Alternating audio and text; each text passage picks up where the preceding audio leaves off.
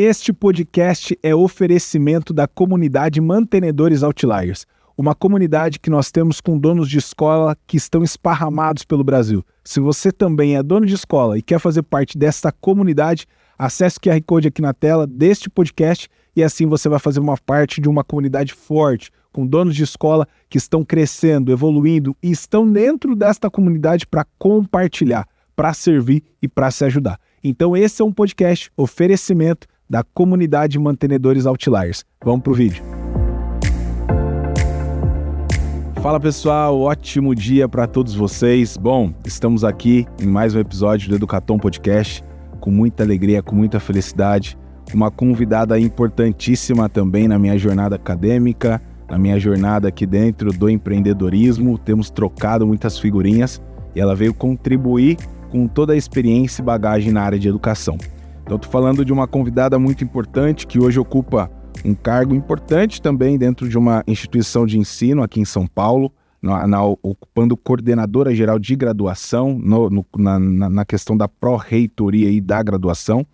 Ela é também doutora pela Faculdade de Engenharia Elétrica e de Computação da Universidade Estadual de Campinas, a Unicamp. Ela é mestra em Engenharia Elétrica pela Universidade Presbiteriana Mackenzie, graduação em Engenharia Civil e Matemática, bacharelado e licenciatura pela Universidade Presbiteriana Mackenzie, e aí com uma vasta experiência acadêmica desde 1990 como professora universitária. Estou falando aqui da professora Magda. Seja muito bem-vinda ao nosso Educatom Podcast, professora. Obrigada, bom dia, a isso todos. Aí. E obrigada pelo convite. Falar de educação é uma coisa muito importante no nosso país e no mundo. Então, vamos ver o que a gente pode contribuir. Com certeza. Professora, primeiramente agradeço a sua vinda, o seu aceite pelo convite, por tudo aquilo que a senhora representa na área de educação. Acho que, com certeza, muita coisa que a gente vem vendo de avanço, de passos para frente, tudo isso é uma contribuição dos excelentes profissionais que nós temos aí no nosso país. E a gente trouxe a senhora aqui para poder falar um pouco mais de educação, como que a senhora olha para esse cenário que nós estamos vivenciando, um cenário de muitos desafios, onde algumas pessoas têm falado aí do medo, da insegurança do que vem por aí, até por conta da tecnologia. E eu quero que a senhora possa trazer tanto essa visão de educação, mas também contribuindo naquilo que compete à universidade, como tem se dado também os desafios na universidade, como tem se dado aí os passos no que compete à educação, ali você trazer de fato a captação desses alunos de uma maneira geral, como reter também, até olhando para aquilo que a internet hoje tem gerado, A gente tem vivido um desafio onde que os alunos que até então acreditavam fortemente no poder da universidade, eles olham hoje para aquilo que a internet entrega acreditando que vai ser tudo muito rápido, tudo muito fácil, e não é. Então eu queria que a senhora pudesse dizer como hoje Magda olha para aquilo que compete à educação. Quais são os desafios que nós estamos enfrentando hoje e que a gente precisa observar, se ater até para construir soluções melhores, para a gente poder produzir experiências melhores para as novas gerações? Como a senhora olha para a educação? Bom, esse é um tema muito complexo. Sim. Porque a gente está aí vivendo no século XXI, então no ano aqui 2025, e esse século proporcionou um avanço muito rápido em elementos tecnológicos. Então, quando a gente olha o jovem que chega hoje no ensino superior, é um jovem que já nasceu nesse século. Até um tempo atrás eu brincava com meus alunos, eu e vocês somos do século passado, nascidos no século passado. Hoje eu já não posso mais brincar, porque eles já são nascidos, muitos deles, vamos dizer assim, já nascidos nesse século, Jovens aí dos seus 17, 18 anos, ingressando no ensino superior, são jovens que chegaram nesse século. Se a gente olhar um pouquinho essa trajetória tecnológica, os avanços tecnológicos, nós vamos perceber que a última década ela é muito mais rápida, Ela veio avançando e a gente vê cada vez mais esse avanço tecnológico chegando. Uma das coisas que nos preocupa muito é que aquilo que está na ponta do nosso dedo, que é o celular, e rapidamente você faz uma consulta, você busca uma informação e você tem essa resposta, você tem essa informação, mas que está ali no equipamento. Como que essa resposta faz sentido dentro do raciocínio e da formação da pessoa? Então, a gente tem uma preocupação na diferença entre conteúdo e conhecimento. Um conteúdo puro, sem contextualizar, ele vai ser esvaziado ao longo do tempo. Quando a gente faz esse conteúdo ter uma significância, ele gera conhecimento. Conhecimento não se tira de ninguém. O que a gente percebe é que muitas vezes, e eu não sei se dizer só ser o jovem de hoje, de uma forma geral, as pessoas estão buscando o quê? Formas rápidas de N situações, né? Sim. Muitas vezes a gente pensa no avanço financeiro, que é uma coisa que todos se preocupam, precisamos do dinheiro para poder sobreviver, mas não só ele, né? Agora, o dinheiro, assim como ele pode vir rápido, ele também pode ir embora rápido. Total. Então, quando a gente olha grandes instituições, né, e aí eu não estou falando as educacionais, estou falando de uma forma geral, a gente vê elas hoje também se reinventando, também repensando exatamente como elas farão para se manter dentro desse meio. Então, eu acho que a gente vem com um avanço muito grande tecnológico.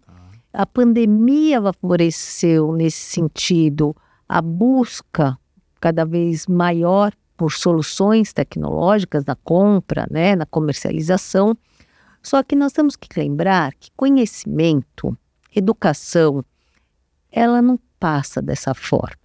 Nós temos um legado deixado pela evolução da humanidade, que é a maior bagagem, é o maior legado que nós temos.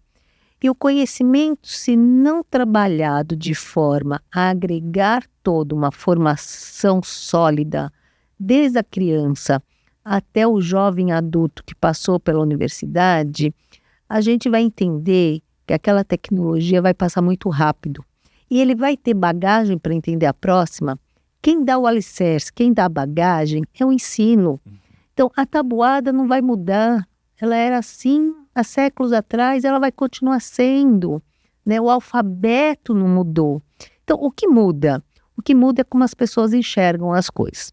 Então, eu acho que nós estamos passando por uma revolução muito significativa do conhecimento e nós vamos perceber, como alguns países já estão percebendo, que eu não posso abandonar alguns processos, vou chamá-los, não sei se é o termo mais correto, mas mais tradicionais. Tá.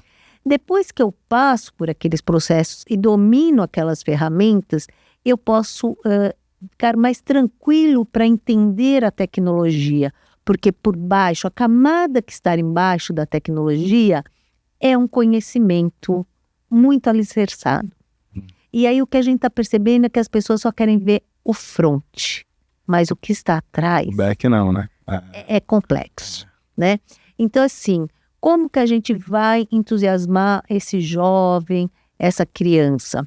Eu acho que a trajetória formativa do indivíduo, ela tem que ser pautada desde a base. Então, ela, no começar, no ir para os primeiros anos, que a gente tem que estimular ele a fazer. E aí ele entender a relação entre um conteúdo, por mais simples que seja, como aquilo reflete no conhecimento adquirido por ele. E não só o apertar, o fazer num botão que vem uma resposta rápida. Então a gente vive esse dilema hoje, né? Como a gente entende essas grandes tecnologias, hoje o pessoal está falando muito de inteligência artificial e tudo mais, mas atrás daquilo tem um ser humano que programou, atrás daquilo tem pessoas que entenderam. A gente só não pode ficar refém e achando que a gente tem que abandonar um legado que é o mais rico que a humanidade tem, é o conhecimento construído e que outros virão com certeza, a gente não parou, né? Verdade, legal a senhora poder falar sobre isso, porque quando a gente olha para esses desafios, é realmente este ponto que acontece, as pessoas elas estão numa camada muito superficial, elas estão olhando para tudo que está muito ali em cima, eu não consigo me aprofundar de fato naquilo que existe por trás, todo o conhecimento, tudo que eu preciso me desenvolver. Inclusive, esse foi um dos pontos que nós trouxemos no primeiro, no segundo, no terceiro podcast, e agora nesse quarto, que é a seguinte questão. As pessoas, elas hoje falam sobre a universidade, que, eu não preciso de um diploma. Eu penso ao contrário, eu acho que a universidade, ela é muito importante no processo, inclusive, de resultados que o jovem, que aquela pessoa vai colher ao longo do tempo. Porque a universidade, ela não promete que você vai ficar rico, ela não promete que você vai ter uma vaga já para você no mercado quando você sair dela, mas sim o que ela te traz. Para a minha pessoa, para aquilo que eu vivenciei dentro da universidade foi socializar melhor, me relacionar com pessoas melhores do que eu olhar para vocês como professores, mestres lá na frente e falava, poxa, que oportunidade eu gostaria de ter de estar perto deles, de um dia poder sentar junto, ter um podcast, conversar, ter próximo, ter na minha casa. Por quê? Eu vejo vocês como pessoas que chegaram num nível de conhecimento, de aprofundamento absurdo. E eu quero também, poxa, quanto mais próximo eu consigo colher um pouco disso, né? Mas hoje a gente vê diferente. As pessoas, elas estão acreditando muito nessa superficialidade. Como que a senhora olha dentro deste cenário para aquilo que a gente pode encarar de desafio, inclusive no mercado de trabalho? Esse profissional que ele está vindo dentro da universidade ou que ele não vem para a universidade, que ele acredita nessa superficialidade, como que ele se vê no mercado? Qual que é o desafio que o mercado tem com ele? Porque olhando para a escola, para a educação, teve uma frase que me impactou e eu continuo reflexivo nela, que é a seguinte: olha, nós estamos na última geração de professores. E aí isso me espantou porque não foi só de uma pessoa que eu escutei.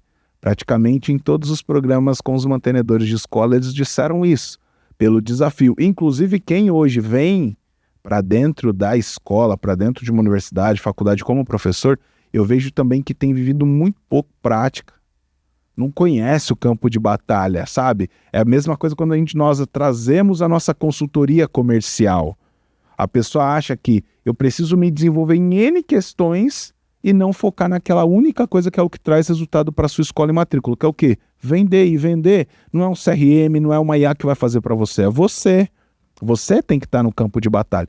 Então, como que a senhora olha para isso? O desafio do mercado e o desafio dessa nova geração também conduzindo e formando pessoas?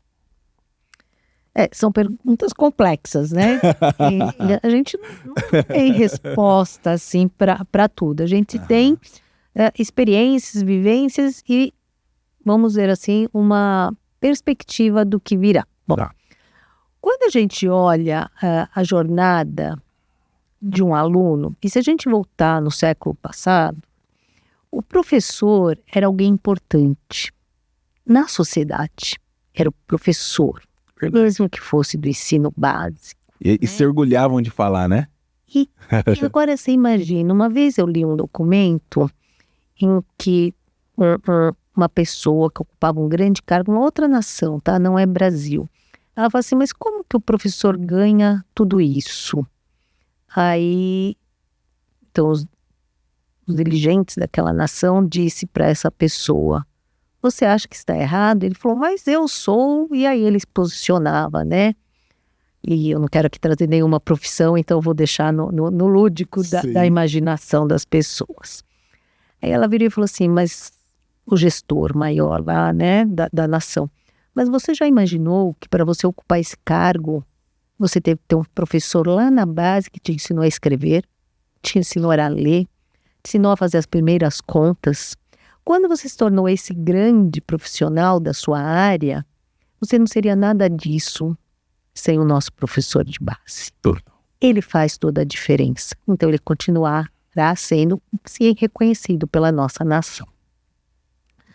Infelizmente, a gente está vendo que a gente vai passar sim, talvez, por um apagão de formação docente. Espero que não.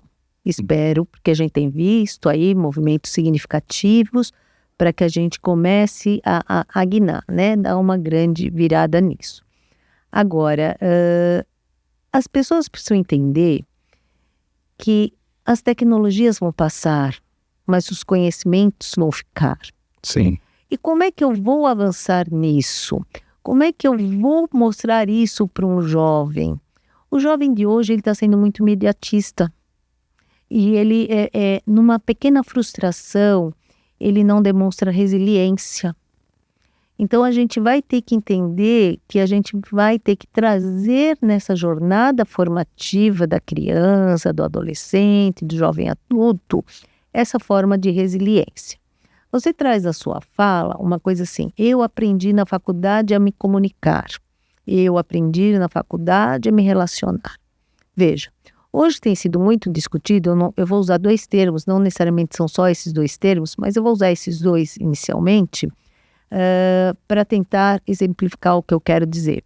A gente tem as chamadas, o que o pessoal traz, e tem outros termos, tá?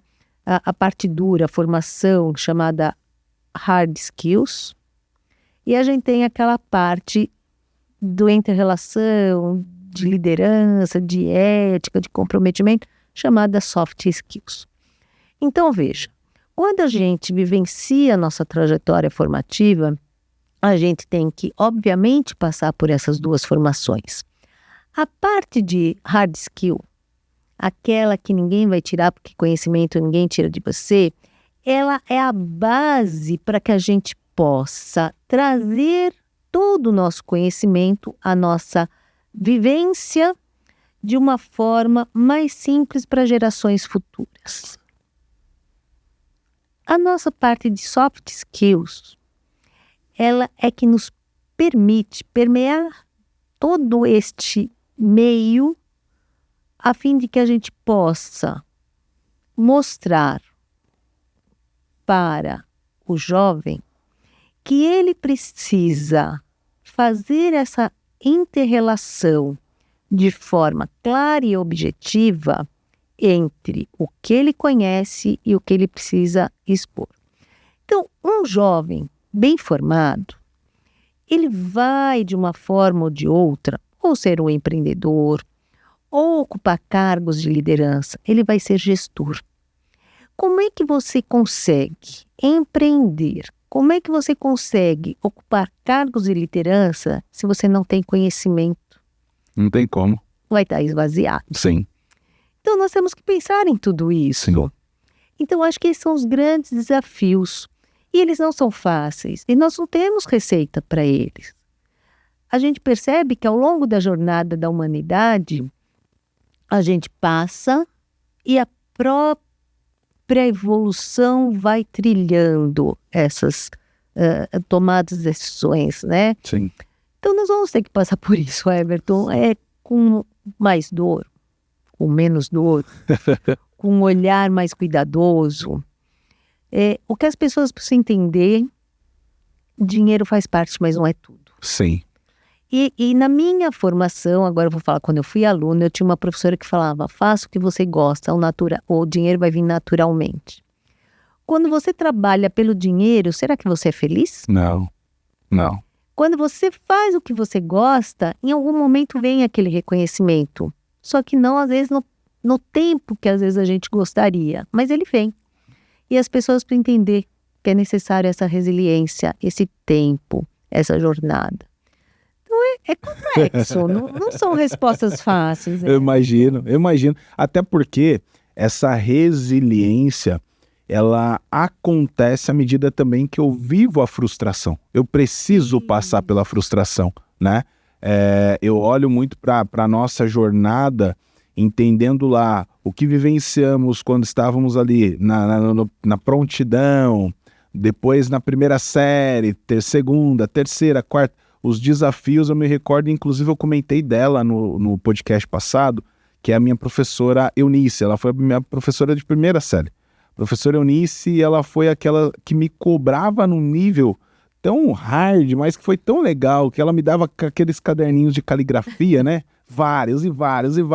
Mas hoje tem reflexo porque as pessoas, nossa, que letra legal, que letra bonita, mas teve um processo. Se não fosse a professora Eunice, será que seria isso hoje? E aí eu olho para as professoras de ensino médio, os professores da universidade. A universidade foi um momento que, quando eu cheguei e olhava ali para vocês, eu via que era a única oportunidade que eu tinha na minha vida de alguma coisa diferente acontecer. Então eu me entregava de uma maneira que eu falo isso. Poxa, quando tive a oportunidade de entrar para a universidade, estudar, fazer minha graduação, e eu voltava em algumas vezes para o meu bairro, para Mogi das Cruzes, para a Vila Industrial, e olhava e falava, meu Deus, eu tenho aquele lugar. Se eu não me entregar, se eu não me doar, se eu não viver aquilo ali, eu não vou conseguir também sair daqui. Eu quero sair daqui, não é porque eu não gosto, mas eu quero mais, eu acredito que dá para ter mais, né? E isso foi acontecendo. Mas na universidade foi onde eu também aprendi a lidar muito forte com a frustração. Porque a média era alta, né? Então 7,5 para mim eu falava, poxa, eu venho de uma escola que a cobrança não era nesse nível. E aí eu olhava para os meus amigos assim de sala, todo mundo muito bem assim formado de escola, vindo de grandes escolas em São Paulo, com alto investimento. Então isso também foi um desenvolvimento que eu tive que trazer de resiliência. Mas só acontece se você vive a frustração. E parece que hoje as pessoas elas querem evitar a frustração. Parece que as famílias querem evitar que os filhos vivenciem a frustração. Eu estava falando isso com a minha esposa. Eu tenho a Estela de 4 anos e o Henrico de 3. Eu falei, é importante que eles possam viver em alguns momentos a frustração. Quer um não. Ah, papai, eu quero comprar aquilo. Quero. Não vai comprar. E chora, vai embora, esberra, fica doentinho às vezes porque não teve aquilo. Tá tudo bem, vamos passar por isso. Porque senão chega lá na frente, cadê suportar pressão? Né? Não aguenta. Como você está falando de filhos, eu vou falar que eu escutei ao longo da minha vida frases que me marcaram. E uma delas foi, saber dizer não também é amar. É verdade. E é importante. O não com explicação, sim, ele tem significado. E ele faz essa jornada, né? Essa criancinha, adolescente, esse futuro jovem e esse adulto a entender que tudo tem regras e momentos. Dizer sim é muito fácil, mas é isso. E a resiliência. Verdade. Né? Verdade. E é isso. Verdade. Everton, veja que engraçado. Outro dia eu estava lendo um documento que me chama muita atenção. Você falou, professora, fiz muita caligrafia e hoje o pessoal fala, que letra bonita a sua letra. Para nós que somos do século passado, e que a gente passou por toda essa jornada formativa, não vou falar que não teve também os seus percalços, não tem também algumas coisas que a gente às vezes olha e fala poderia ser diferente, também criamos facilidades, somos humanos e muitas vezes sabemos o quanto a gente tem que abrir mão de um monte de coisa para fazer uma entrega, mas lá na frente colher aquilo dá uma satisfação muito boa, né, daquela jornada. Mas eu queria contar essa leitura, que eu fiz uma leitura rápida, mas me chamou muito a atenção, a importância de escrever. Então, essa leitura me fez refletir e eles traziam o seguinte, quando você aprende a escrever e quando você, então, pega um pedaço de papel e escreve. Inicialmente, a gente está aprendendo, é um alfabeto, é uma letra bonita, é uma caligrafia, mas ali desenvolvem várias coisas nas nossas conexões de neurônio. E é isso que me chamou a atenção na leitura. Porque eu tenho um elemento motor, eu tenho uma parte mecânica. Escrever desenvolve dentro de nós algo que eu tenho que fazer o motor se interrelacionar com o pensar e o refletir a letra A, a letra B, e eu vou criando conexões.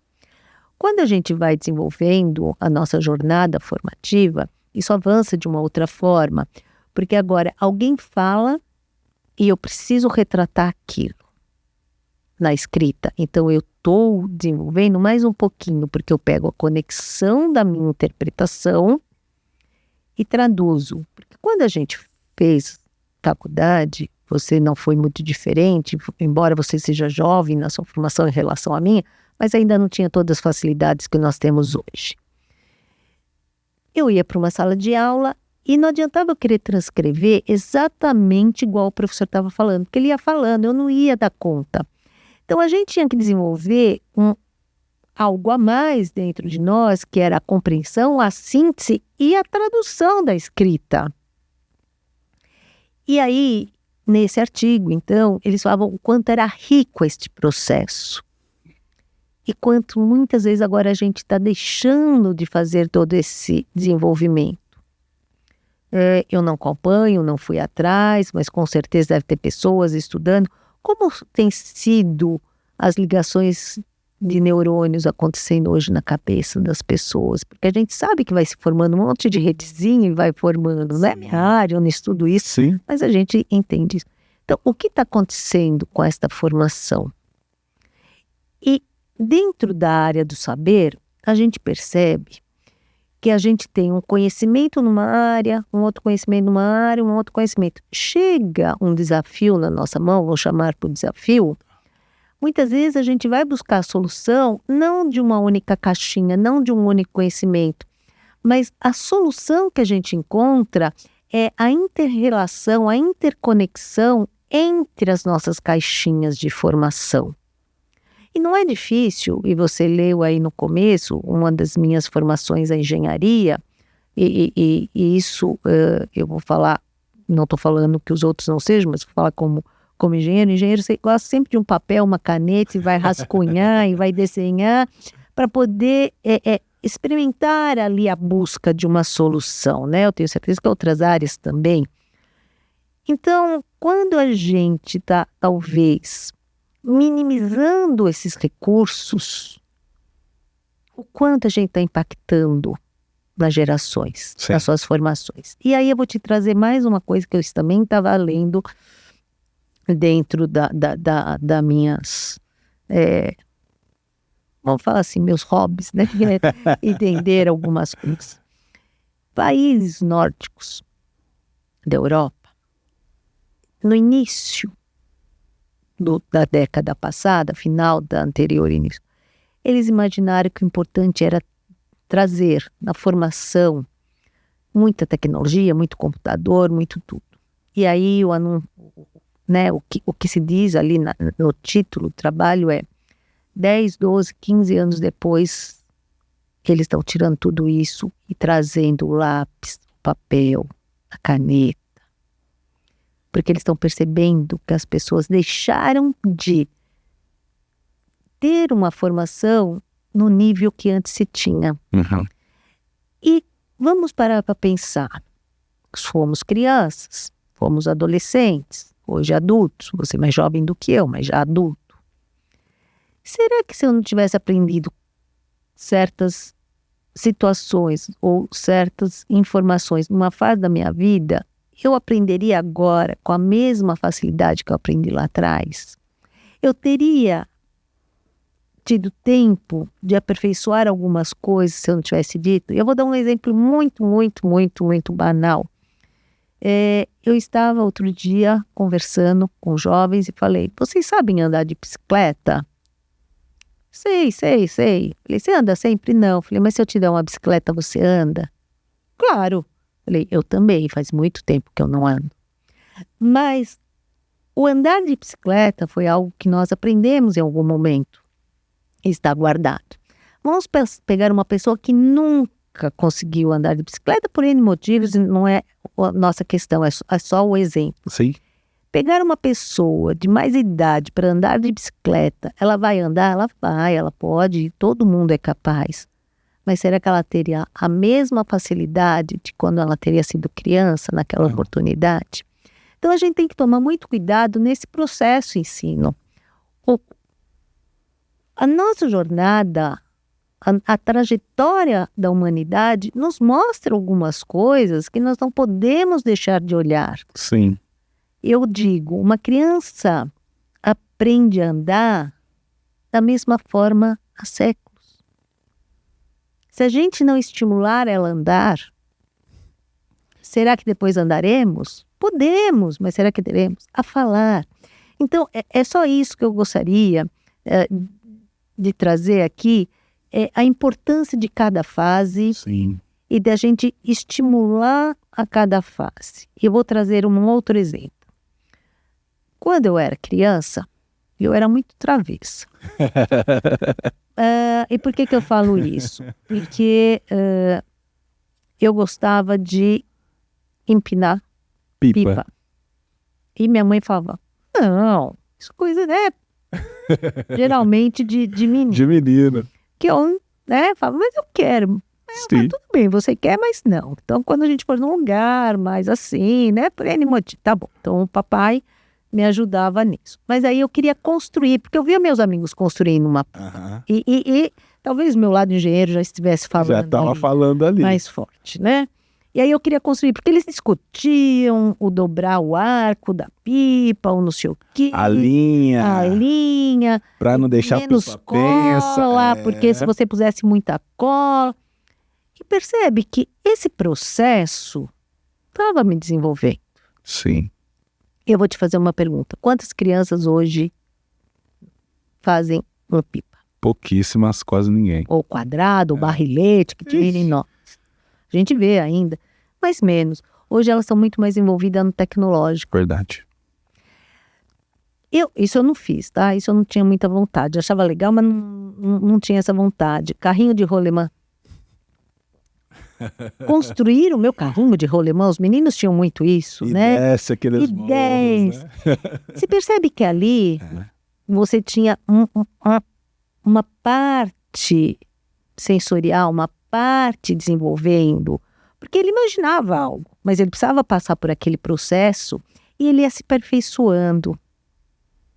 E aí, Verdade. como é que a gente faz? Verdade. Né? Então hoje é tudo assim, muito tecnológico.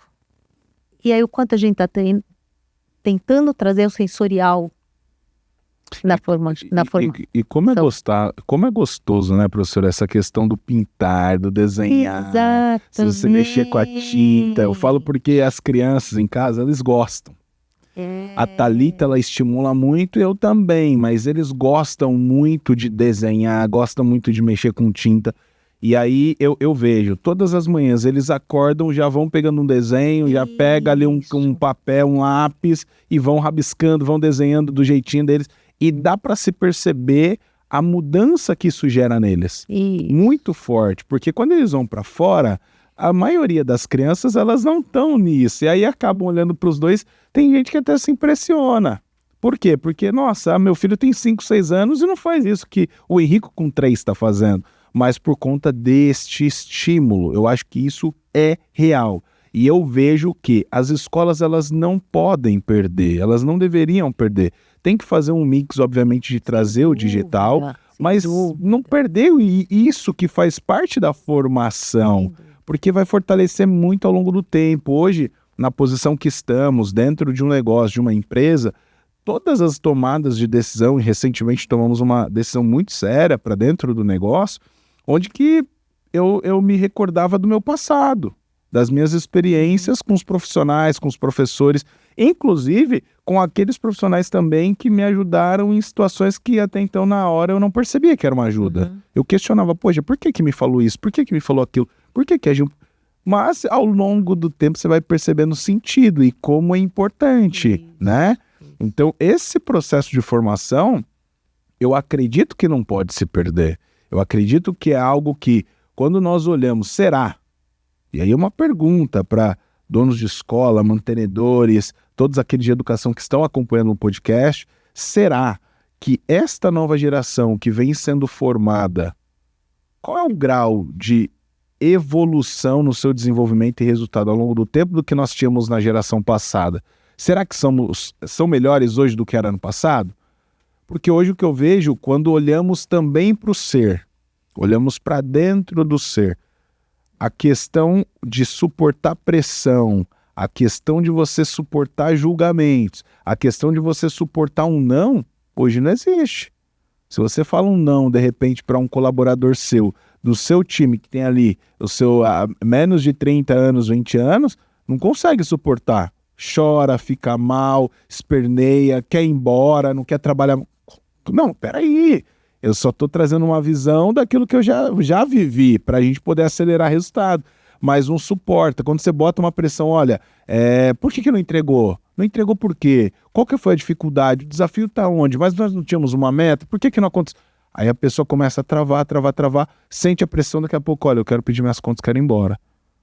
Poxa, isso tudo faz, inclusive, parte, porque no momento que eu pegava o caderno de caligrafia, que a professora Eunice me mandava, era uma maneira dela me cobrar. Ela estava me cobrando. Se de repente eu não conseguir suportar, obviamente, teve também a importância da família, os meus pais, poxa, não, você tem que fazer, eu vou te cobrar. Eu até comentei no podcast passado que hoje tem muito esses mimimis, né, do que o pai não pode educar a criança, às vezes dando um chacoalhão, dando um beliscão, dando uma chinelada, isso daí eu acho que é algo que dá muita liberdade também, você colhe lá na frente. Mas eu me recordo do meu pai e minha mãe, eles sempre foram muito rígidos comigo, com meu irmão na escola. Muito. E uma das avaliações que eu tive na escola, eu tirei, eu acho que um 0 numa prova, não me recordo. Meu pai, ele queria que eu engolisse a prova. E aquilo ali, poxa, doeu, incomodou, só que me permitiu suportar coisas hoje. E fez muito bem. Minha mãe me cobrava, ó, você vai ficar uma semana sem videogame. E não tinha conversa, não tinha essa, na terça eu vou te devolver o videogame. Não, não vai ficar. Ó, você não vai jogar bola, vai ter jogo no sábado, você não vai. Você se arrumava acreditando que ainda ia dar um jeitinho para ir. Não vai. Então isso tudo foi trazendo também uma questão de suportar essa resiliência, essa pressão, mas tudo olhando para a jornada formativa. Eu também estou formando. Então, dentro desse cenário, é algo que a gente não vive hoje. Se perde. E aí, quando chega na faculdade, que é o que eu venho escutando também de alguns mantenedores de grandes universidades, pró-reitores, reitores, CEOs. Olha, a galera que está chegando na faculdade, quando vai para uma aula, por exemplo, de cálculo, de uma disciplina, ele não sabe o básico da matemática. Quando vai fazer uma redação dentro de uma atividade, ele não sabe escrever, não sabe colocar pontuação. É tudo com você, VC, é tudo com siglas que a gente não consegue entender. Como olhar para isso? Existe alguma maneira da gente corrigir isso na universidade?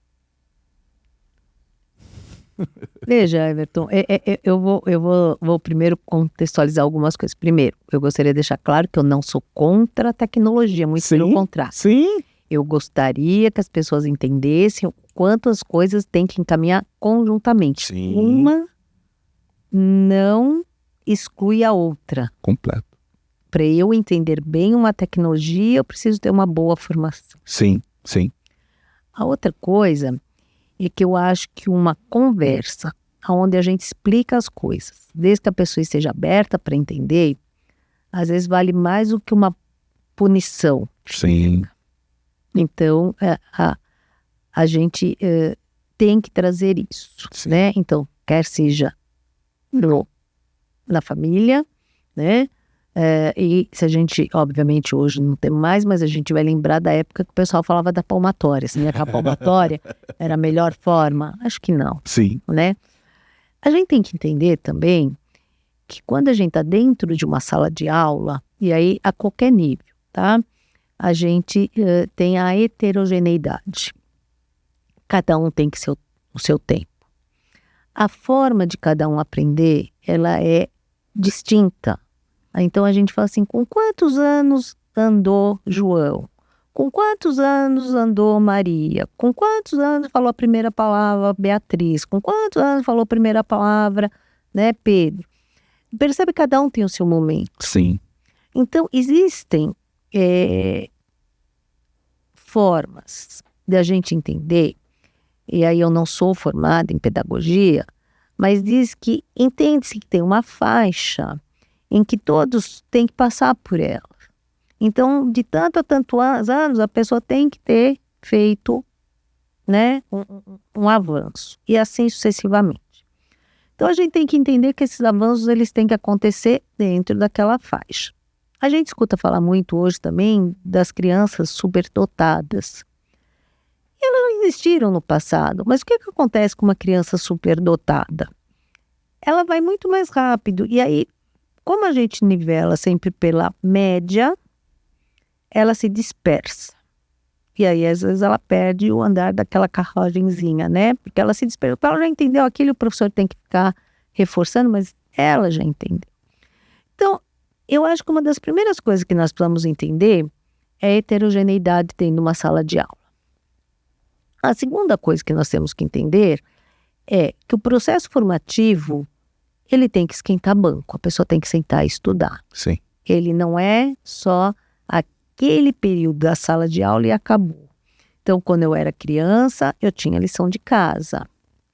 E se alguém, meus pais nunca o fizeram, mas se alguém fizesse a lição de casa para criança, na minha época falava assim, tem mão de gato neste caderno. O professor sempre falava isso. Sim, sim. Né? Então, você não pode. Você pode entender, você pode auxiliar.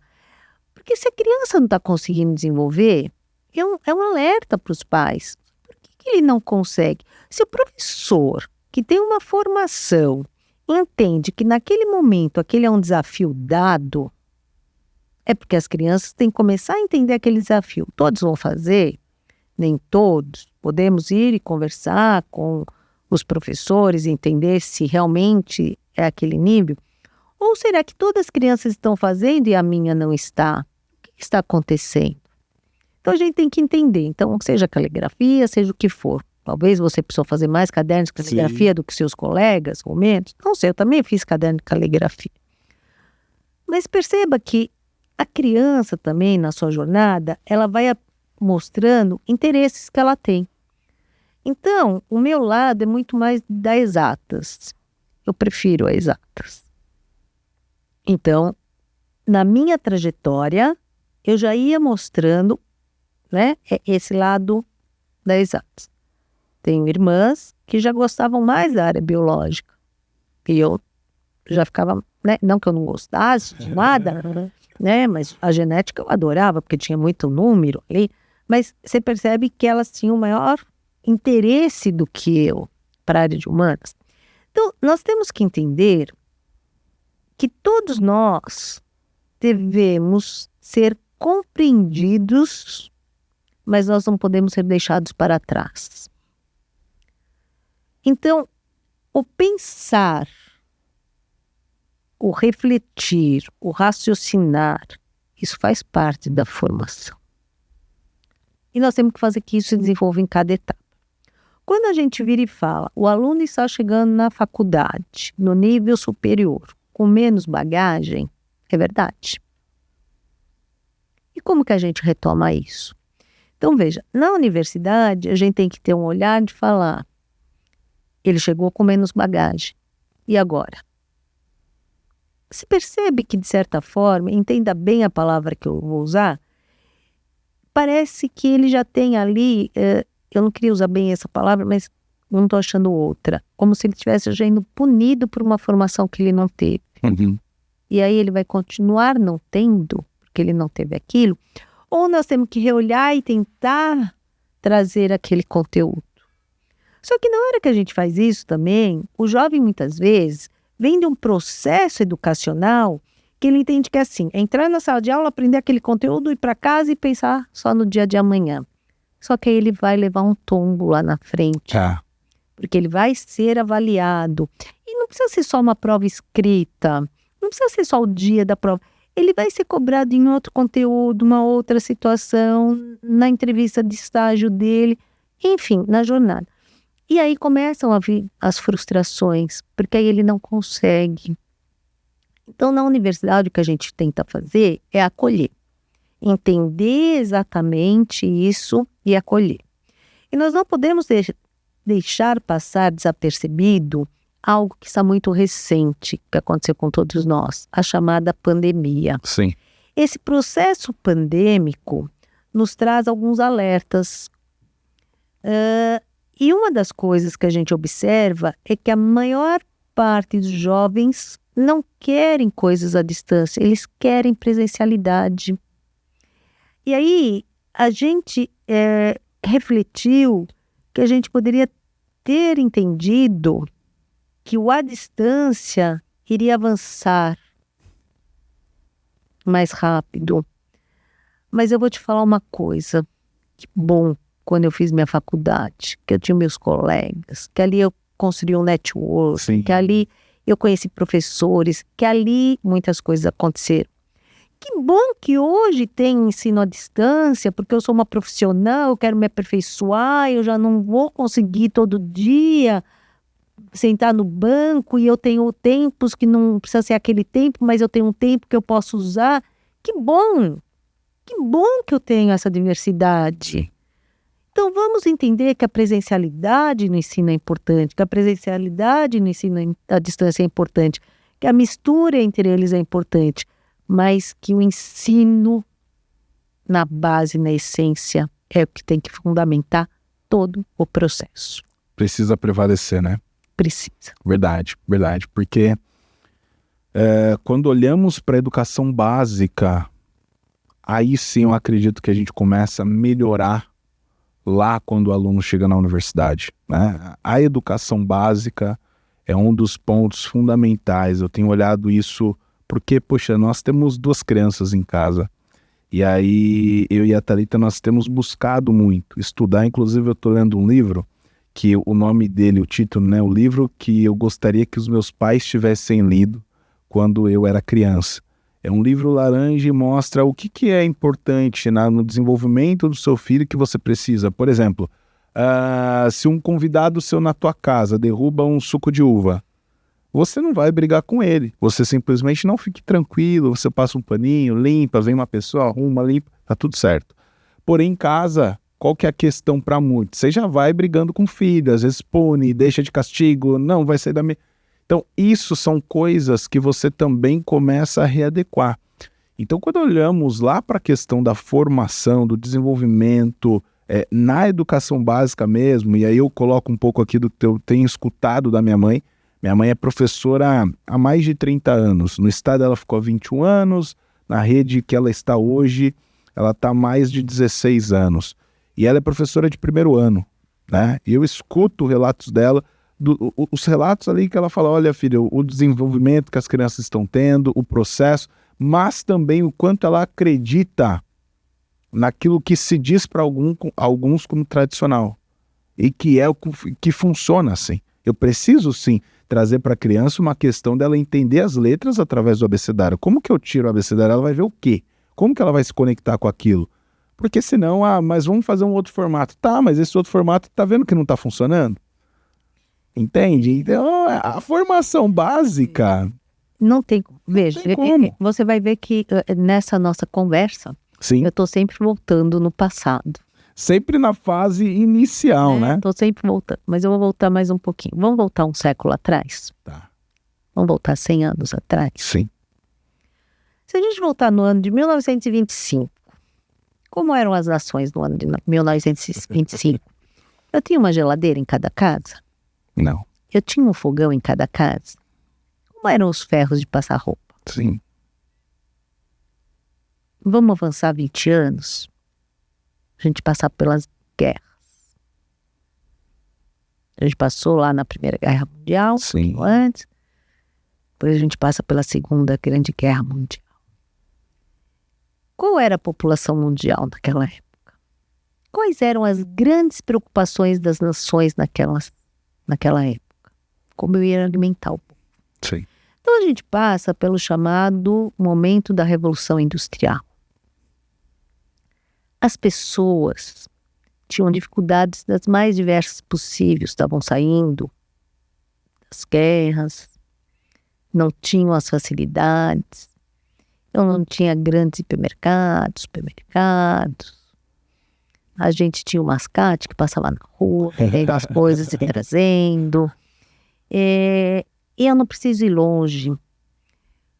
Como que chegavam as inovações no nosso país? Como é que eu conversava com alguém do outro lado do mundo?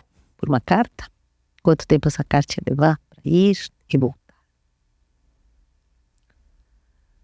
Quando a gente olha todo esse processo, e é nisso que eu quero me pautar, eu tenho que entender que eu tenho que entender o momento de hoje. Eu não posso abrir mão do momento de hoje. Mas eu tenho que entender que esse momento ele é pautado e ele é baseado em conhecimentos do passado que não podem se abrir mão. Sim. Eu preciso somar essas coisas. Eu não posso tirar a primeira formação e facilitar coisas ali, porque aquilo vai dar resiliência e vai dar base. Eu não posso sacrificar um jovem do seu último ano de faculdade a querendo anotar tudo, se hoje eu tenho formas mais simples. Mas também não adianta a hora que ele chegar eu querer estar tudo de mão beijada e de forma fácil. Porque se eu estiver fazendo isso, eu vou estar tirando dele tudo aquilo que a gente entende que é a base para ele enfrentar dali para frente.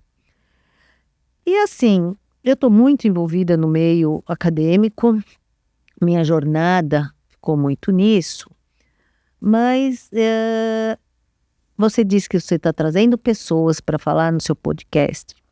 Traga pessoas de grandes empresas e pergunte: como é contratar um jovem recém-formado? Eu não sei essa resposta. Eu sei dores que às vezes as pessoas trazem. Sim. Mas procure isso. Porque quando a gente forma para o mercado. Sim. E às vezes o mercado é imediatista e quer uma coisa ou outra porque é aquilo. Mas a gente também já está vendo o mercado profissional com dores. E dores fortes. Sim. Latentes, né? E muito, muito provavelmente porque a gente... E eu não estou falando Brasil só, estou falando de uma forma geral. Sim. A gente formou para o imediatismo, para o fácil. E a base, e a resiliência, e o conteúdo, e a jornada formativa, e o andar de bicicleta que eu posso não andar, mas eu tenho guardado em mim, o pedalar, o subir, o equilíbrio. Então a gente precisa entender que tudo precisa se conversar. Sim. Hoje a gente tem no meio universitário o chamado o olhar para fora, a acreditação da extensão, a curricularização da extensão. A gente tem que entender que a gente não forma para dentro, a gente forma para a cidade. Sim. E dentro de uma sala de aula, Everton, e quer seja lá no primário, quer seja na universidade, cada um de nós, depois que pegarmos aquele nosso canudo, não vamos fazer as mesmas coisas. Sim. Você vai encontrar colegas teus em diferentes posições. Quer seja porque era o sonho dele, quer seja porque era a oportunidade que apareceu, quer seja porque ele percebeu e quer ser empreendedor, quer seja por N motivos. Todos têm o seu valor. E tem que ter. E nós temos que ter uma sociedade que olhe com um pouco mais de igualdade para todos os processos. Porque todos eles são importantes. E o quanto nós estamos fazendo para tudo isso, eu não sei. Sim. Então, que bom que o Everton olha para a educação. Que bom que o outro olhe para o mercado, para um produto, e que ele vai se desenvolver, porque a sua formação é química, eu preciso de químicos na base, tendo um laboratório de uma indústria, pensando num remédio. Que bom que tem cada um desses. Sim. E como a gente olha para tudo isso? E o quanto às vezes a pessoa só está procurando o quê? O salário para se manter. Sim. Então vamos fazer o que a gente gosta, cada um. E vamos entender que os resultados virão no menor tempo ou num tempo maior. E vem. Mas eu acho que a gente vive o futuro hoje. Porque quando eu comecei essa entrevista com você, já virou passado. Eu ainda vou terminar essa entrevista com você, que é um futuro. Sim. Mas o futuro do hoje vai escrever o futuro do amanhã, Sim. depois de amanhã. E o futuro do médio e do longo prazo. Sim. 2030 está aí, mas 2050 também está aí. Sim. E o que nós vamos deixar entregue? Verdade. Vamos pensar, né? E é legal que a senhora me fez lembrar de uma frase de um dos meus professores no ensino médio, professor Elvis, de Sociologia e Filosofia. Todos os dias, quando ele entrava na aula, na sala, nós pedíamos uma frase do dia para ele. Professor, qual que é a frase do dia? Qual que é a frase do dia? E teve uma frase que me marcou muito, e recentemente eu mandei isso no Instagram dele, que ele falou, eu peguei ele ali na entrada, falei, professor, qual que é a frase do dia? E ele pensou, ele falou, acabei de morrer. Falei, como assim, professor? Ele falou, acabei de morrer.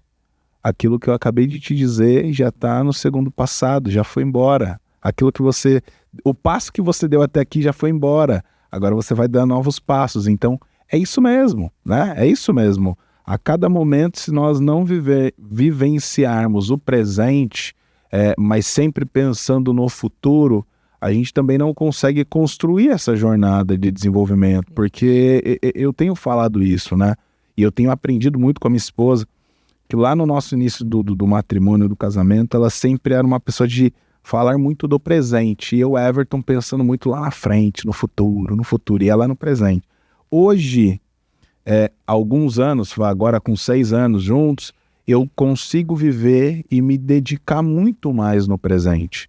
Vivenciar muito mais o presente. Porque é importante e muito estar presente neste instante com os meus filhos hoje. O que vai acontecer, obviamente, nós estamos construindo, mas eu preciso estar presente aqui agora. Eu preciso estar junto com eles agora para poder desfrutar desse momento agora. Porque se eu pensar sempre para frente, eu viro um cara 100% ingrato. Eu não estou desfrutando também daquilo que eu estou recebendo. E quando eu olho para essa questão da formação, volta sempre para a base. Volta também para uma questão de, olhando para o mercado, as instituições, elas são importantes dentro do processo que elas estão vivenciando, mas elas precisam também, isso eu tenho falado com alguns investidores que têm comprado agora as universidades, centros universitários, faculdades, inclusive temos um dos nossos convidados que vai estar aqui presente, que ele vendeu recentemente um grande grupo universitário, e eu falo, é importante esse cenário do negócio, do business, mas sem perder o valor da educação. Eu acho que a gente... e isso foi uma das reuniões que eu fiz na quinta-feira com uma mantenedora. Ela falou, Everton, eu estou fazendo terapia porque eu estou percebendo, está difícil para mim vivenciar isso, que a escola não se olha mais como escola. A escola também tem se olhado como negócio. E para nós que vivemos educação, que vivemos ali o magistério, a pedagogia, na essência, é um grande desafio. E ela está numa posição como mantenedora de uma instituição. Então é você pegar tudo aquilo que, poxa, eu era professor, agora eu viro dona, é um desafio, né? Então, olhar para essa formação, olhar para essa questão do mercado, hoje uma dor que eu vivencio na minha empresa, e fazendo algumas entrevistas, né? Porque a gente sempre está buscando talentos, é um grande desafio. Eu tenho olhado para a parte técnica, sim, mas eu tenho olhado muito para uma questão que, para mim, é muito importante, que é o comportamento. E o comportamento também vem após um processo do ensino superior, da escola ali regular. Por quê? Eu desenvolvo também o meu caráter, eu desenvolvo também a minha parte ética, o meu senso de valor pelo outro, a minha honestidade, a minha lealdade, a minha transparência. Eu desenvolvo também na universidade. Por quê? Poxa, é simples. Mas eu faço uma atividade, eu tenho lá uma ação que um professor vem, olha, vamos fazer uma redação sobre esse assunto.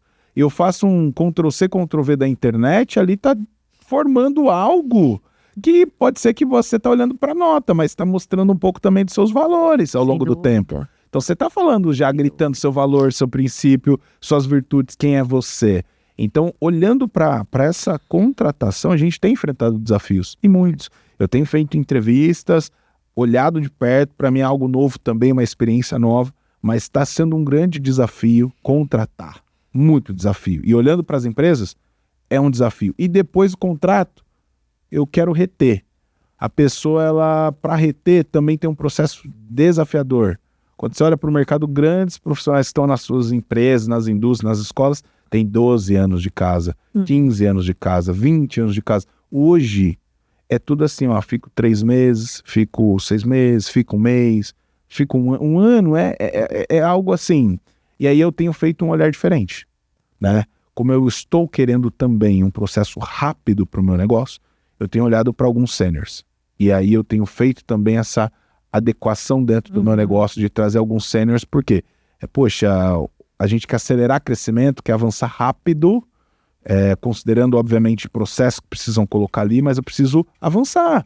E eu não posso ter uma pessoa que eu coloquei, poxa, os nossos filhos são importantes, mas eu não posso também, de repente, poxa, meu filho não ficou bem, não ficou, sabe, não tá legal. Eu esqueço de tudo, porque eu sei que se eu fizer aquilo lá, vai trazer um melhor conforto e resolver o meu problema, talvez, em casa. Mas não, eu pego meu filho, agora eu esqueço do meu trabalho, eu esqueço de tudo, eu vou vivenciar aqui. sim.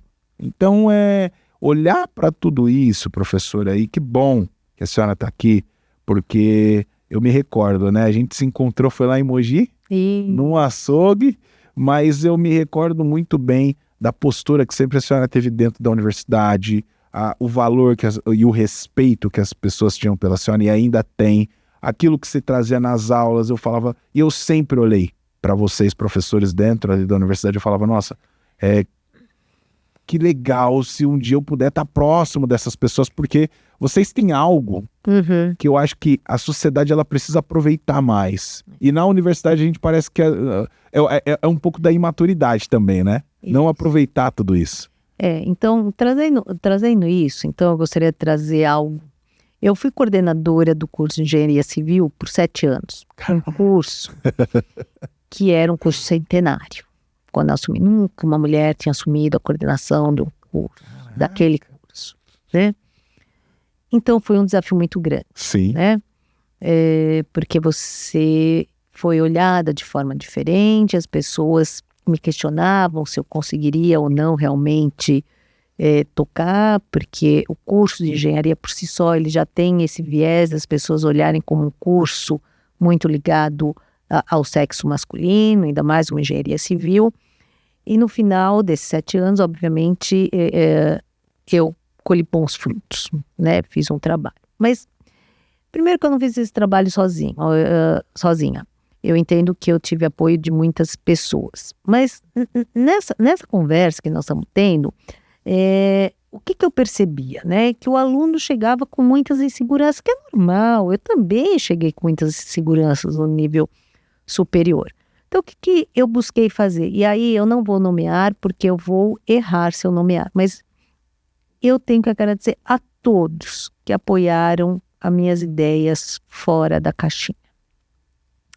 Então, eu fui buscar fazer projetos para acolher o aluno, para nivelar o aluno, para o aluno entender se era aquela formação dele. Porque, às vezes, não adianta eu querer que o aluno passe 5 anos num curso de engenharia civil, se ele percebe que o que ele gosta é arquitetura, é direito. Talvez ele entrou ali muito jovem, sem saber o que escolher, e aí eu forçar ele a ficar. Então, vamos entender se é isso mesmo. E aí a gente tem alguns projetos que deram muito certo. E dentro da universidade. Mas tinha um deles que eu gostaria de fazer e eu tinha uma dificuldade muito grande, Everton. Por quê? Porque ele era um projeto que eu queria trazer escolas. E como é que você entra em escolas? Também é fechado. Sim. Você vai numa escola e vão falar o quê? Vão querer dizer que a gente não sabe ensinar? É isso. E aí, quando veio a nova BNCC, que ela traz os itinerários, isso nos permitiu trazer um projeto que nós nomeamos de Você Inovando o Futuro. Legal. Então, nós fomos para as escolas, com resistência, muitas delas, sem dúvida, é normal, mas nós fomos lá e as pessoas acreditam, quando uma instituição de ensino superior, chega na escola, é para fazer marketing e vender.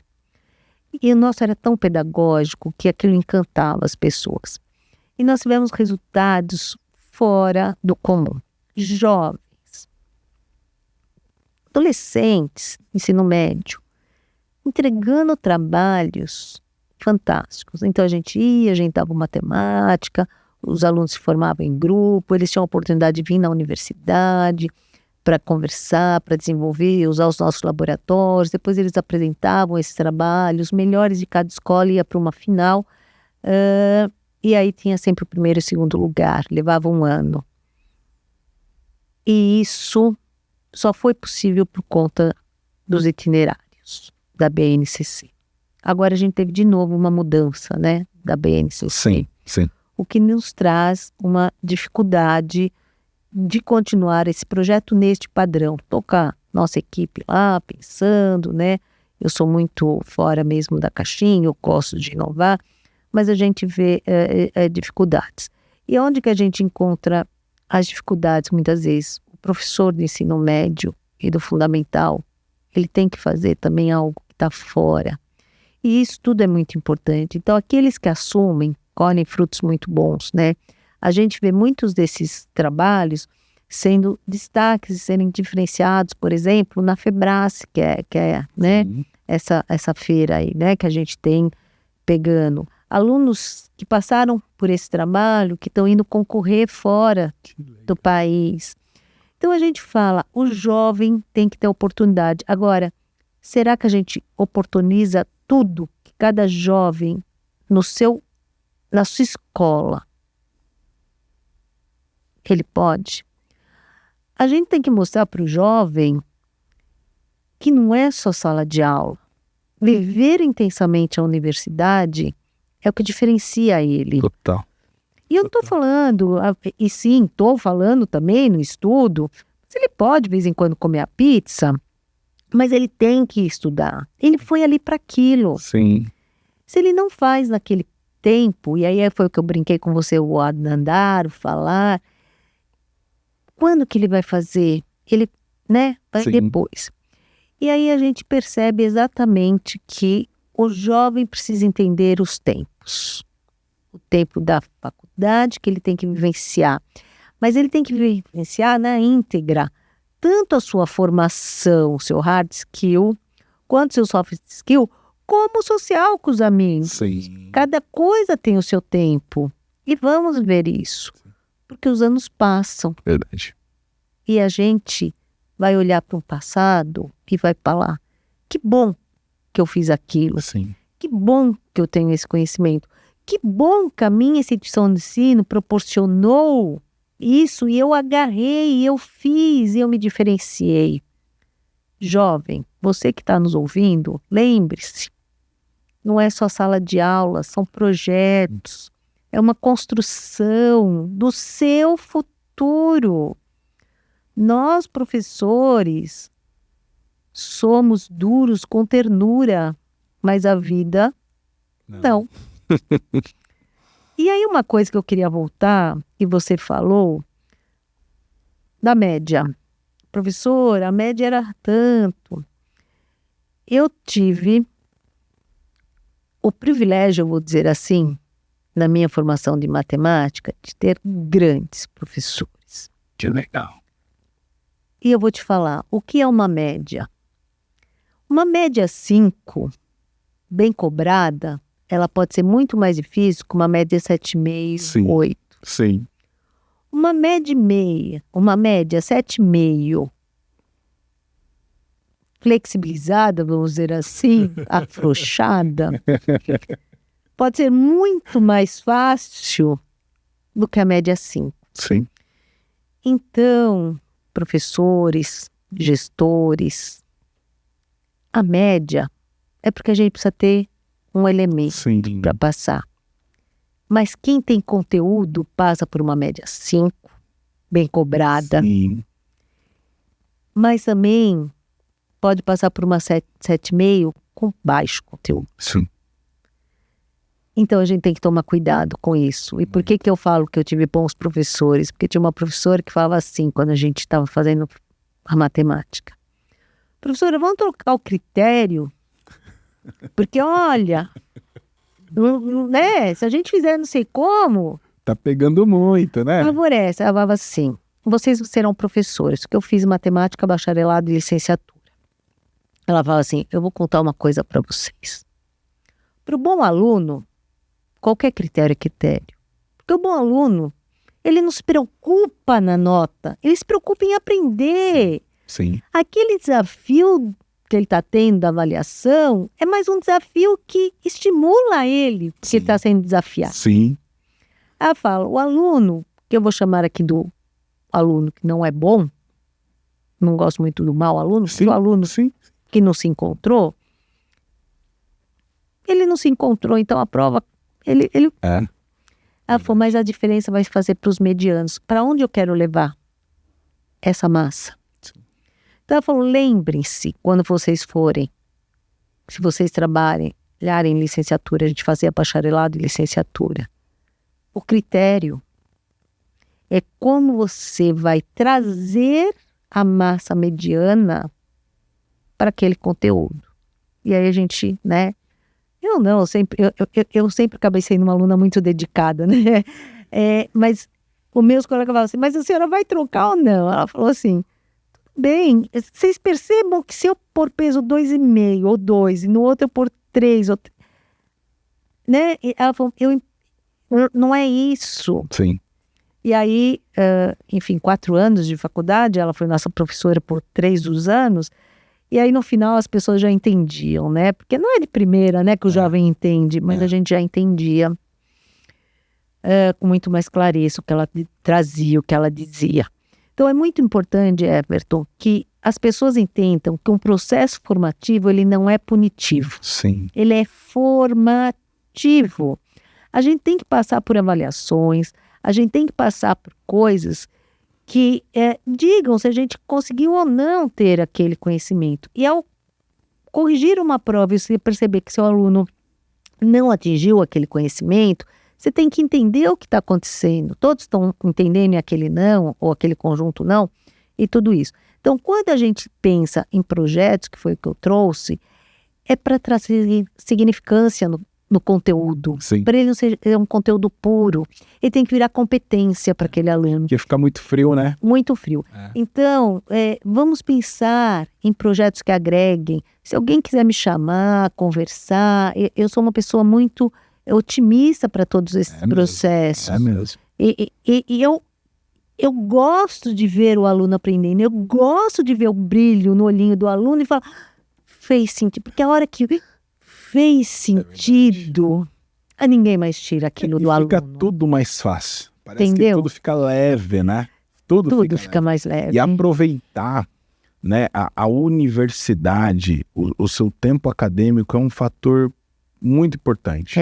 Porque ali, eu me recordo bem, eu fiz amizades com a galera de jornalismo, com a galera da pedagogia, com a galera da psicologia, com a galera da engenharia, tava ali na minha turma de química, mas assim, de uma forma geral, eu me relacionava com muita gente. Isso é muito legal, porque eu falei, até a galera do meu curso falava, pô, Tom, para com isso, você quer sempre ficar perto dos professores, conversava com... Mas por quê? Porque era uma oportunidade do que eu estava vivenciando que também me acelerava, que também me colocava numa outra página e que hoje faz sentido. É aquilo que eu comentei, para mim faz muito sentido. Às vezes a gente planta hoje para colher amanhã. E é real. Isso, não tem como fazer sentido, porque eu me recordo, teve uma das provas que eu acho que eu fiquei para fazer a PAF, eu acho que era isso. E tinha um dos professores que, o professor Edgar, ele vai se recordar, ele me pegou assim no corredor e ele falou, Everton, você sabe o que fazer. Não adianta você chorar, reclamar, você só tem que ir lá para a biblioteca e vai estudar. Vai estudar. Se dedica, se concentra nisso. Vamos esquentar banco. É isso aí, e vai dar certo. Lá, esquentar aquele banquinho. Não tem o que fazer. E aí eu conto, minha mãe se recorda disso, porque eu entrava na universidade, quando deu mais ou menos 6 meses, quando eu estava em Mogi, eu saía de casa 6, 7 da manhã, chegava na faculdade, as aulas eram só à noite, eu ficava o dia inteiro. Na maior parte das vezes, eu não almoçava. Eu ficava direto. Só ia comer depois que saía, comprava algo no caminho, ia comendo para casa, voltando de trem. E quando eu me mudei para próximo da faculdade, da universidade, eu morava a mais ou menos 10 minutos andando, né? Eu morei na Herculano de Freitas, que é paralelo com a Frei Caneca, próximo da Peixoto Gomide, ali da Paulista. Quando eu me mudei para lá, aí que eu passava mais tempo ainda. É isso. Porque eu entrava mais cedo, conseguia não ter aquele tempo do trem, do metrô, passava na universidade, mesmo assim não comia, e minha mãe, quando ia visitar, ela falou, você não para comer? Eu falei, não, mãe, eu sempre estou estudando. Ela falou, não, mas não pode assim, mas ao longo do tempo, ela foi entendendo que aquela intensidade eu precisava. Eu precisava, para eu poder me adequar com tudo, porque era cálculo, era química analítica, era físico-química. Deixa eu entender, porque a velocidade está muito rápida. E foi muito bom, porque hoje eu consigo passar 8, 10 horas tranquilamente estudando. E seja num sábado ou no domingo. Eu vou com as crianças, com a minha esposa, passear às vezes numa Paulista num domingo, eu falo para eles, olha, papai muitas das vezes passava no meio dessa galera de mochila pesada com o livro no braço e ia lá pra biblioteca ali na Vergueiro. Muitas vezes, mas muitos domingos. E assim, dia inteiro estudando. Então isso foi legal, porque me trouxe disciplina, me trouxe foco, dedicação, entrega. Então, é importante que quem está lá possa vivenciar. Agora, você imagine, Everton, que era essa meu grande desafio como coordenador, e aí eu vou falar de novo, eu não tenho palavras para agradecer o time que me apoiou e teve comigo, porque eu tinha minhas ideias fora da caixinha e todo mundo. Mas nós fizemos projetos incríveis, Engie Curiosos, Duelo Acadêmico, Cidades Inteligentes, CSI, Você Inovando o Futuro. Perceba, e tantos outros que passam até hoje, a gente conversando, você não faz ideia como a minha cabeça tá. Enfim, de ideias e projetos. E aí quando a gente fala, o aluno chegou com uma bagagem suficiente, vamos trazer ele, vamos construir. E aí eu preciso ter duas coisas. Eu preciso ter o aluno querendo, mas eu querendo mesmo sentar e estudar como você fez. Sim. Por osmose, se uma amiga minha, só respiração de planta. Ninguém vai, né? Que bom. Você já imaginou se eu pegasse o celular, pusesse aqui do lado da minha cabeça, Não todo tem aquele como. conteúdo que tá Tudo ali vindo dentro, pra dentro, aí não dá. tá dentro. Então o aluno tem que querer. E do outro lado, a instituição com seu corpo docente tem que acolher e querer. Sim. Quando a gente encontra essas duas coisas, ninguém segura. Sim. Ninguém segura. Sim. Deu É. match, né? Deu match. Então, a gente tem que entender esse processo. E só para a gente caminhar aqui, acho que já está chegando no fim, né? Sim. Veja só, Everton, eu falo para o meu aluno, o que é um telefone celular? A gente chama isso de telefone celular. Quando a gente volta no final do século passado, era para ligar mesmo. Eu pergunto, alguém duvida tudo que está embarcado hoje no telefone? Tá a sua conta de banco? Tá a rede? Sim. Tá a pesquisa? Tá? E muitas vezes nem o aluno nós vamos falar porque vai trocar um WhatsApp Sim. e é muito mais rápido. Então, perceba a evolução. Perceba que eu fui lá em 1925, vim trazendo para você e falando a importância do desenvolvimento das pessoas, como elas entendiam e vinham, e nós estamos vivendo essa revolução do conhecimento, e esses últimos 25 anos, e os primeiros 25 desse século, obviamente, como eles nos fazem refletir e pensar em todo esse processo evolutivo da humanidade e da própria educação. Mas perceba que eu não posso deixar para trás a base. Sim. E eu não posso abrir também a mão da tecnologia. Total. Mas se a gente não entender como elas caminharão juntas, Esquece, né? a gente esquece. Esquece. Aí a gente está se perdendo. E eu vejo que esses projetos, professor, inclusive um pedido, tá? Que a gente possa conversar para levar isso para dentro das nossas instituições, das nossas escolas, porque tem sido legal olhar para a visão dos mantenedores aqui no Educatom Podcast, que eles têm colocado muito desse objetivo de também buscar fora, para entender fora. Isso para uma escola que muitas das vezes ela está saindo da educação infantil e indo para um Fundo 1, Fundo 2 e médio. E por quê? Porque, por exemplo, eu estruturei um projeto junto com uma das escolas que é um hackathon, para eles poderem trazer o quê? Os diretores executivos de uma indústria da região, onde que eles vão trazer as dores latentes desta indústria, dos seus departamentos. E os alunos, eles vão discutir entre si para pensar soluções. E ali, obviamente, poxa, um primeiro colocado vai ter o projeto implantado, o outro vai fazer um tour pela empresa. Mas por quê? Para eles entenderem o que está rolando lá. E tem uma outra instituição que eu gostei muito, que eu visitei presencial, que ela tem um teatro arena. Isso eu nunca tinha visto ainda numa escola, um teatro arena, onde que eu falei, olha, aqui pode acontecer tanta coisa que vai ter um reflexo tão forte lá na frente, porque você pode trazer desenvolvimento da comunicação dos alunos, o relacionamento, projetos, eles podendo receber, sei lá, dentro das apresentações, uma bancada de pessoas te avaliando e você ali embaixo. É como acontece na Grécia Antiga mesmo, sabe? Eu falei, meu, que legal. Então, trazer essa junção. E eu sei que a senhora tem vários projetos, inclusive, né, aquele projeto de Cidades Inteligentes foi um projeto que me encantou quando a gente teve um primeiro contato lá na prefeitura de Mogi. Eu falei, olha só, olha o que dá para trazer, né? E ainda mais com esse avanço que tem acontecido, né? Então, olhando, por exemplo, teve agora em Bangkok um caso, né, do tremor que teve lá, um prédio veio cair. Poxa, vamos olhar para, por exemplo, uma região como um estado como São Paulo. essas enchentes, será que se nós tivéssemos um estudo para essa questão, nós não poderíamos ter algum formato? Já falam que existe, mas muitas das vezes, na prática, não estou conseguindo ver, porque senão a gente não teria esses problemas que tem. Vai ter uma enchente daqui 3 horas. Pessoal, 6 horas a gente fecha as entradas, por exemplo, da Marginal Tietê. Ninguém passa mais. Tudo é muito complexo. Tá. A gente tem sazonalidades curtas e longas de eventos, Legal. extremos da natureza. Mas sim, a gente pode avançar. E para a gente avançar, Everton, a gente tem que entender que a gente tem que ter o que a gente chama dos atores certo conversando. Então não adianta só a universidade, Sim. não adianta só a parte do governo, seja a prefeitura ou seja lá quem for, não adianta só as escolas, né? Então a sociedade, porque hoje o que a gente percebe é tudo muito descentralizado, cada um com seu departamentozinho e a sua dor.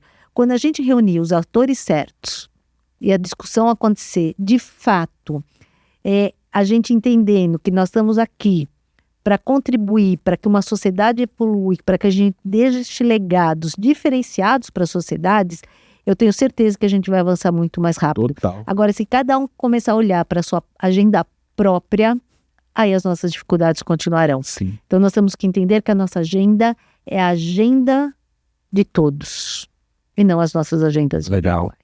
Essa interdisciplinaridade Isso, ela é fundamental. É importante. Bom, professora, eu agradeço muito a sua Sim. presença aqui. Eu acredito que nesse período, né, como é legal, eu me coloco aqui numa posição muito de aluno, assim, sabe? De poder estar perto, de poder ouvir, de poder escutar, porque na minha visão é maravilhoso poder estar novamente aprendendo com a senhora. Sei da tamanha experiência, do tempo também que é precioso, mas a gente deu certo de você estar aqui conosco, então agradeço muito. Acabei desmarcando outro. Imagina, eu imaginei, eu falei, poxa, mas pra gente é muito importante, eu tenho sentado aqui nesta cadeira como aluno e escutado tanto, aprendendo tanto, porque é importante também para a nossa jornada e até para acelerar algumas coisas. Você precisa sentar na cadeira de aluno, não sair dessa cadeira. É claro, vamos ensinar, vamos mostrar, vamos gerar resultado, mas sempre estar aprendendo. Então, obrigado pelo seu tempo, obrigado por ter vindo aqui, por ter se deslocado até Alphaville, a gente poder ter feito esse podcast, ter produzido aqui mais para mim foi uma aula que a gente pode estar levando aí para as pessoas, para quem está na área de educação, mantenedores profissionais. E eu sempre peço no final que o convidado possa trazer uma mensagem para um mantenedor de escola, para um dono de escola, para uma pessoa que está ali na linha de frente, para um pró-reitor, reitor, quem está comandando essa instituição, para que você possa trazer uma mensagem de acolhimento e para que ele também não se sinta só. Porque eu vejo que a galera está se sentindo muito sozinha. Então, traz uma mensagem para essa galera. Bom, primeiro eu queria agradecer mais uma vez a oportunidade. E, assim, uma coisa que eu queria dizer é que você falou que você teve um aprendizado aqui hoje. Eu vou te falar que o meu aprendizado é contínuo. Eu me sinto aluna o dia inteiro, o tempo inteiro. Porque mesmo quando eu aplico coisas que eu conheço, eu estou aplicando um conhecimento sempre numa situação nova que eu estou vivenciando. E aquilo me traz um novo conhecimento. E minhas redes de neurônio vão se consolidando cada vez mais. E assim eu acredito que aconteça com cada um. Para o aluno, eu entendo que ele precisa entender que ele precisa passar pela sua jornada formativa. Porque ele vai ser aluno como eu o tempo inteiro. Nós somos alunos da vida. Sim. Né? E para esses mantenedores e tudo mais, as dores são minhas também. São de todos nós. Essa é a nossa nação. As dificuldades deles são de todos. E vamos conversar, saber que nós não estamos sozinhos, né? Porque a hora que a gente conversar, eu tenho certeza que nós vamos encontrar muitos caminhos, mas muitos caminhos. Sim. Mas nós temos que estar abertos para dialogar e entender. E até onde cada um consegue avançar. Porque se cada um avançar um pouquinho, todos avançaremos muito. Com certeza. Professora, Então, obrigado. é isso. Obrigado mesmo. Obrigado pela presença. E assim a gente encerra nosso Educatom Podcast de hoje com muita alegria, com muita felicidade, tendo uma profissional aqui à nossa frente, que até alguns anos atrás eu havia nossa, abria, assim, brilhava os meus olhos de poder ter essa oportunidade, estou muito feliz. E na próxima semana nós estaremos com o John Ricardo. John Ricardo, ele é um barbeiro, trabalha na barbearia do Seu Elias aqui em Alphaville. Ele vai vir para participar do nosso Educatom Podcast para falar sobre visagismo. A comunicação não verbal também gera retorno para dentro da sua escola e como nós precisamos cuidar da aparência, como nós precisamos cuidar do nosso posicionamento para trazer mais retorno para as nossas instituições. Então ele vai estar aqui com a gente na próxima semana, vai ser bem legal. A barbearia do Seu Elias, para quem não sabe, está aqui em Alphaville, veio recentemente para cá, mas o Seu Elias é uma referência aí a nível nacional. Então, John, seja muito bem-vindo, estaremos esperando você. E assim, agradeço a atenção de vocês, pessoal. Tamo junto, obrigado!